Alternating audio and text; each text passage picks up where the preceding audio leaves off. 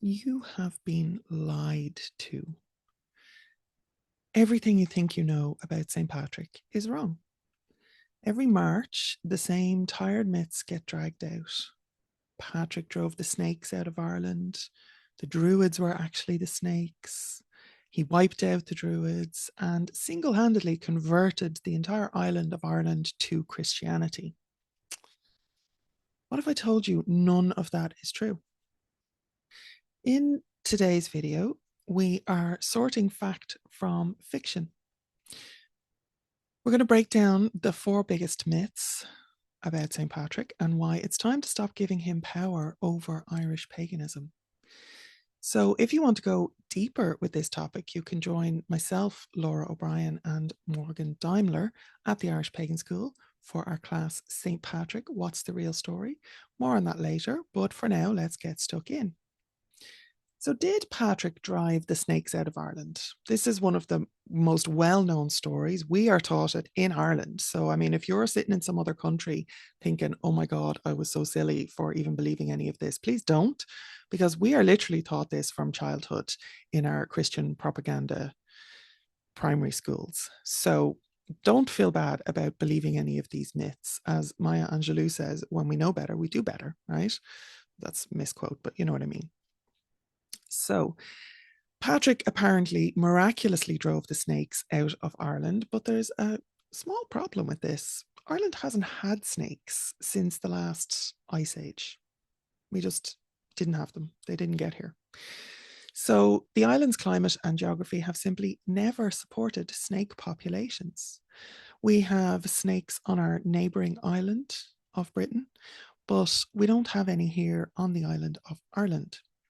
So the story of St. Patrick banishing them is just an explanation for why there were no snakes. He was given credit for crap he did not do, as you know, has been happening with males in power for a very, very, very, very, very, very long time. So something that had been true for thousands of years before he was even born, this man was given credit for or took credit for. Who knows where it actually started. So if Patrick didn't actually drive out the snakes, was this story really about something else? Myth 2 is, were the snakes a metaphor for Druids? Now, a popular theory in modern pagan circles is that the snakes in St. Patrick's story were a metaphor for the Druids, that his so-called miracle was actually wiping out the Druids. Now, this idea comes from one source, the fairy faith in Celtic countries, where a man speculates that a lake associated with St. Patrick's miracle was also where Druids were supposedly driven out. There are no earlier sources that connect St. Patrick's story to Druids, none. In the oldest versions, the snakes were just snakes. The story is a convenient way to frame Patrick as a miracle worker, not a coded reference to wiping out Ireland's pre-Christian priesthood and spiritual beliefs. So the real question then becomes, it's not whether Patrick metaphorically drove out the Druids, but whether he actually had any impact on them at all, which brings us to our next myth. Did St. Patrick wipe out the Druids? So many people believe that Patrick single-handedly destroyed the Druids and wiped out Irish paganism, but the historical record tells a very different story. Now, it is true that there are many, many stories about Patrick fighting the Druids, and often he fights them with magic that equals Druidic magic or sometimes bests it. But this is propaganda that was put out. St. Patrick basically became the superhero of Christianity when the Church of up in Armagh basically decided that they were going to pluck this figure from history and give him the credit and mythologize him. So there are definitely stories that were written, but it's like Tales of Marvel superheroes. You know, you can enjoy the story, but you don't necessarily give credit to its veracity or truthfulness. So the Druids in Ireland survived well beyond Patrick's time, like well beyond. Irish law tracks from the 7th and 8th centuries, so that's the 600s and 700s Common Era, still mention Druids, although their role had shifted And even into some of the Druidic roles and functions lasted even into the 16th and 17th centuries here. Again, the roles had shifted, but the functions that they were playing within society, some of them, continued long, long after St. Patrick was gone from our shores. So, an 8th century hymn even asked for God's protection against the magic of women, blacksmiths, and Druids. If Patrick had truly eradicated them, why were people still worried about Druidic magic centuries later? It's a puzzle, right? The reality is that Christianity did change Irish society. Nobody is questioning that. But it was a very slow cultural shift. It was often created this syncretic blend of what we call now the living traditions of Irish paganism here in Ireland, on the island, where the magic and the spirituality just shifted from paganism into a very loose form of Christianity in some ways, such as folk magic about the cure, holy wells, all of this kind of thing. That's all there.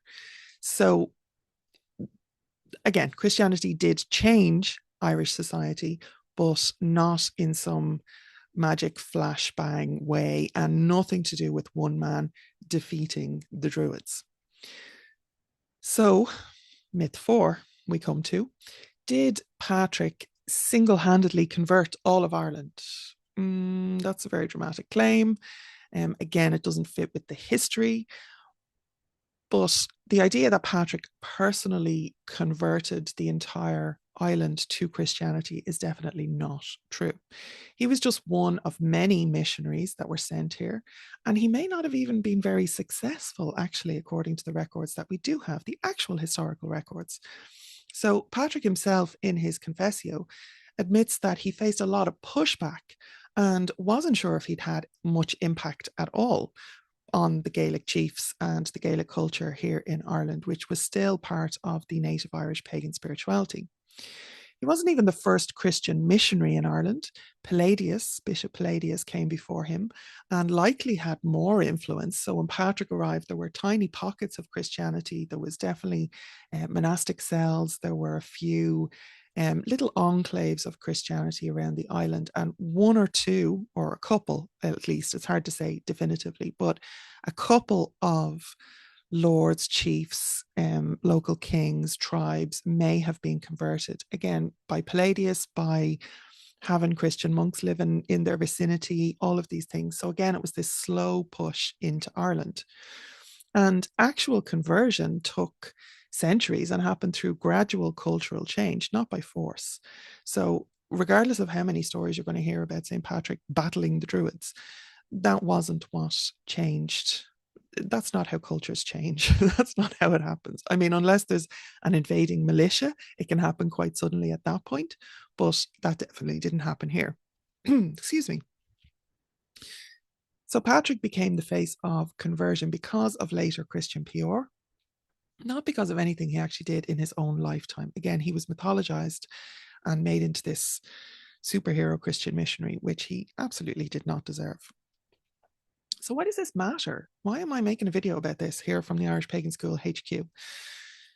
For many modern pagans, Patrick has become a kind of a cartoon villain. So the destroyer of Irish paganism, the man who ruined everything. And that's giving him way more power than he ever actually had. Irish paganism never fully disappeared. Elements of our pre-Christian belief have survived, have been adapted, and evolved within Irish culture. And that's part of these living traditions. And if you want to take a look at that, we have a class at the Irish Pagan School called Irish Paganism Living Traditions, funnily enough, which you can go and check out. I'll put a link to that below.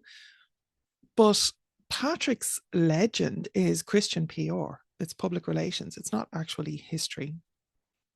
And, you know, as a pagan and a historian and a native Irish practitioner of contemporary paganism, I have a lot of problems with all of this, you know.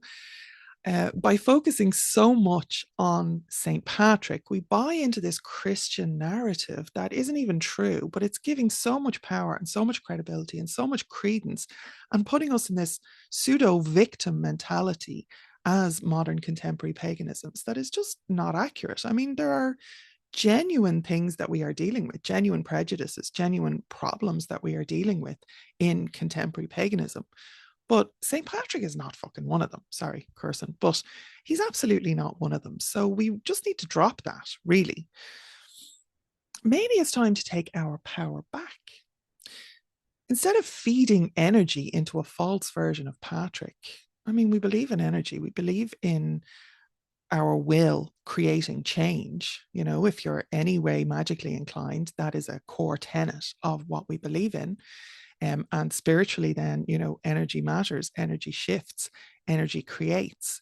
So by feeding this energy into this false version of Patrick, we are giving him so much power that he doesn't deserve. So let's celebrate the resilience of Irish paganism instead. The fact that we're still here, the fact that here in Ireland, we do have a lot of Irish pagan living traditions that are still a part of our culture, that are still a part of our heritage, that we do our damnedest to share here on the Irish Pagan School YouTube, on our podcast, on our blog, through our classes and courses, through all the free resources we offer.